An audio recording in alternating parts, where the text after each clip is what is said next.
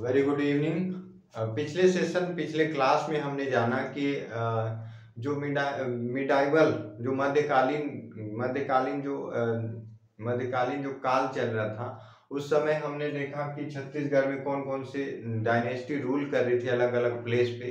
तो हमने समझा था कि सबसे पहले जो हमने देखा था कि कवर्धा में कौन सी डायनेस्टी रूल कर रही थी। तो कवर्धा में फड़ी नागवंश हमने डिस्कस किया था। फड़ी नागवंश के जो है संस्थापक अहिराज देव थे, और सबसे लास्ट जो है मोनिंग देव के बारे में समझा था। आज हम समझेंगे इस सेशन में कि कांकेर जो कवर्धा से जो साउथ में है कांकेर, आधुनिक जो है कांकेर के दक्षिण नॉर्थ ईस्ट, कांकेर का नॉर्थ ईस्ट और धमतरी का जो है दक्षिण पश्चिम एरिया, जो आधुनिक सिहावा पर्वत जहाँ पे है, तो सिहावा पर्वत से निकलने वाली नदी महानदी है, उस रीजन में कौन से डायनेस्टी शासन कर रही थी। तो उस रीजन में जो है आधुनिक जो है धमतरी का दक्षिण पश्चिम और कांकेर का उत्तर पूर्व क्षेत्र कांकेर का, उसको सिहावा रीजन बोलते हैं। और उस सिहावा रीजन में जो है एक डायनेस्टी रूल कर रही थी जिसको सोमवंश कहा जाता है। तो कांकेर का सोमवंश के बारे में हम जानते हैं 13वीं-14वीं शताब्दी में। 13वीं-14वीं शताब्दी में ये रूल कर रहे थे यहाँ पे। इसकी जानकारी हमको सिहावा ताम्रपत्र से मिलता है। सिहावा ताम्रपत्र, तनकापुर ताम्रपत्र, और जो है भानुदेव के जो है कांकेर के शिलालेख से इसकी जानकारी मिलती है। तो जो ताम्रपत्र मिले, ताम्रपत्र मतलब तांबे में लिखा हुआ लेटर जो मिला हुआ है तांबे का, उसमें जो है पता चलता है, जो कि कहाँ पे पाए गए हैं, बस्तर के तहनका पार, और जो है सिहावा ताम्रपत्र, सिहावा क्षेत्र का ताम्रपत्र जो कि कर्ण का है। उसमें जानकारी मिलती है कि सिंह राज संस्थापक था। सिंह राज का जो वंशज था व्याघ्र राज का जो था भोगदेव के बारे में जानकारी मिलती है। तो सबसे पहले हम जानते हैं कि सिंह राज जो है उसके संस्थापक है, व्याघ्र राज है, भोगदेव के जो है 3 बेटे थे। भोगदेव के 3 बेटे कृष्णराज, कर्णराज, सोमराज। ध्यान रखना, कृष्णराज पहले जो है कर्णराज, फिर कृष्णराज, फिर सोमराज। कृष्ण और कर्ण महाभारत से याद कर सकते हो, कृष्ण और कर्ण। उसके बाद जो है सोमराज। तो सबसे पहले जो कर्णराज का ताम्रपत्र प्राप्त होता है, कर्णराज का ताम्रपत्र सिहावा ताम्रपत्र, इससे कर्णराज के सिहावा ताम्रपत्र से जानकारी मिलती है कि इन्होंने, कर्णराज ने जो है देवहद में आधुनिक सिहावा पर्वत, जो कि उत्तर पूर्व कांकेर और दक्षिण पश्चिम धमतरी है, उसमें देवहद, जिसको उस समय देवहद कहा जाता था, उसमें उन्होंने जो है 5 मंदिरों का निर्माण करवाया था।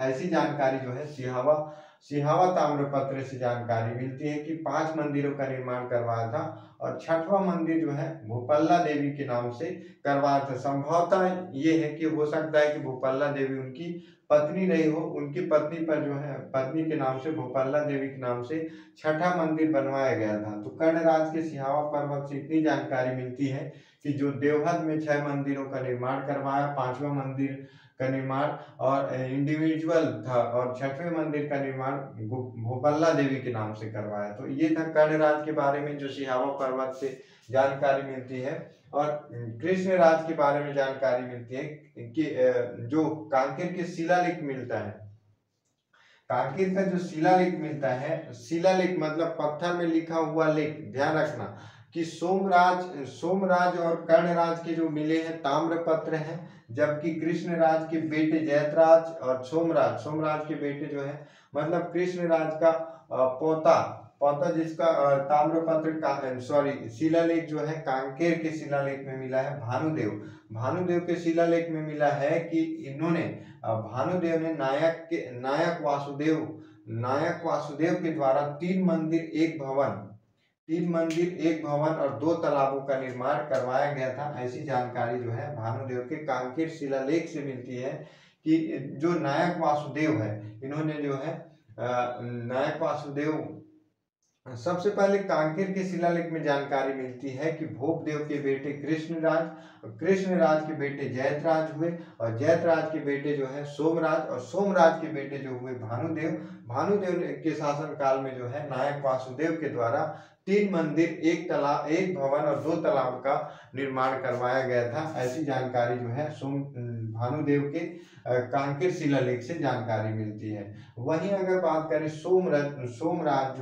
सोमराज जो कि भोपदेव का बेटा है, इसका जो ताम्रपत्र, बस्तर का तहनकापार ताम्रपत्र से जानकारी मिलती है कि इन्होंने एक ब्राह्मण लक्ष्मीधर जो कि उसको एक ब्राह्मण लक्ष्मीधर को जयपुरा व चिथली नामक ग्राम जो है दान में दिया था।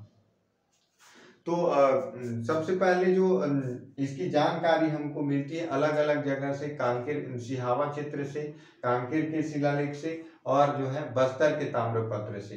तो बस्तर वाला ताम्रपत्र और सिहावा ताम्रपत्र जो कि कर्णराज का है, कर्णराज के बारे में जानकारी सिहावा ताम्रपत्र से मिलती है, और इसमें मिलती है कि देवहर में इन्होंने 5 मंदिरों का निर्माण करवाया था, और भोपाला देवी के नाम से 6वां मंदिर, जो कि संभवतः उनकी पत्नी हो सकती है, ऐसे जानकारी हमें मिलती है। और अगर कृष्णराज की बात करें तो कृष्णराज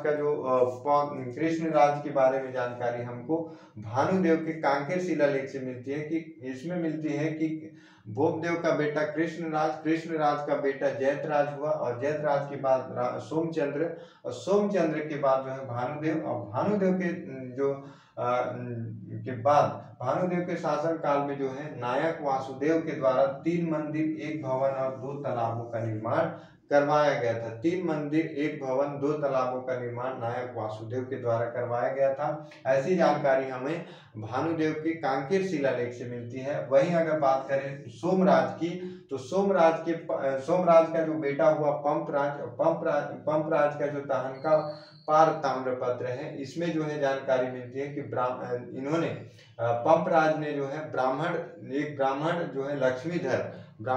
ब्राह्मण लक्ष्मीधर को जयपुरा व चिथली नामक ग्राम दान में दिया था। इतनी जानकारी हमको कांकेर के सोमवंश के बारे में हमको अलग अलग ताम्रपत्र और शिलालेख से जानकारी मिलती है। इसके जो संस्थापक थे सिंहराज, फिर व्याघराज के बेटे जो है भोपदेव, और भोपदेव के 3 बेटे हुए कर्णराज, कृष्णराज और सोमराज के बेटे जो पंपराज हुए, और कृष्णराज के बेटे जयतराज, सोमराज, भानुदेव। उसके बाद कृष्णराज के सिहावा ताम्रपत्र। तो ये थी आज की जो हमारे छत्तीसगढ़ के मध्यकालीन इतिहास के सीरीज नंबर 2, जिसमें कांकेर के सोमवंश के बारे में हमने पढ़ा, कवर्धा नागवंश हो गए। अब नेक्स्ट हम समझेंगे कि बस्तर का जो छिंदक नागवंश है, उनमें कौन कौन से शासक हुए, उन्होंने कौन कौन से रिफॉर्म किए, कौन कौन से मोन्यूमेंट बनवाए, कौन कौन से स्थापत्य बनवाया, उन सब के बारे में हम नेक्स्ट वीडियो में देखेंगे। तो वीडियो अगर पसंद आए तो कमेंट में बताना कि कैसा लगा है, और इसको बार बार रिवाइज करना। आप अगर अच्छे से प्रिपेयर करना चाहते हो तो बार बार उसको रिवाइज करना, ताकि एग्जाम में कॉन्फ्लिक्ट खत्म हो जाए, डाउट कि ये था, ये शासक के तौर पर और उनके जो स्थापत्य, उनसे अक्सर क्वेश्चन पूछे जाते हैं। तो बार बार रिवाइज करना, जितना ज़्यादा आप प्रैक्टिस करते उतने ज़्यादा परफेक्ट होते हैं। तो lot practice and gate perfect stage. मिलते हैं नेक्स्ट वीडियो में। जय हिंद, जय भारत, जय छत्तीसगढ़।